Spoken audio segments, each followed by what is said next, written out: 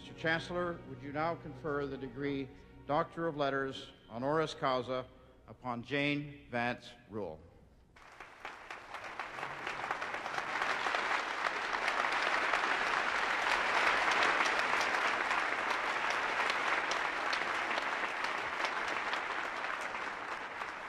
I accept being given the degree that I refuse to get with great pride, not only for myself, but for the numbers of my colleagues, gay and lesbian, who have worked so hard for so many years to make this a more welcoming place for people of all differences. 30 years ago, when my first novel came out, there was some question about whether I was going to go on teaching at UBC because of that novel, which was, among other things, about two women in love.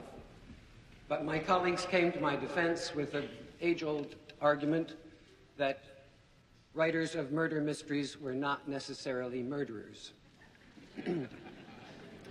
So as a not necessarily murderer, I went on teaching at UBC. I think the thing that is most important to me to say to you today is that each of us is made up of a number of minorities. Some of them privileged, some of them problematic. I am white, I am well-educated, and I am well off. Those privileges could teach me to be smug, judgmental, and condescending.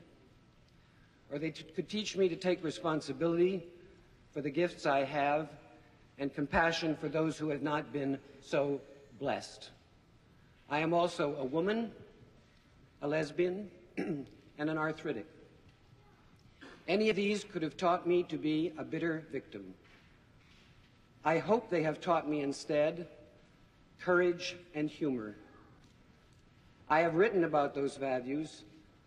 I have tried to speak about characters who learn to be self-actuating, self-defining, to take no labels, whether it be not quite a murderer or maybe almost as good as one of the boys, but for each of you to define yourselves out of your many minorities, out of your many blessings and your many burdens.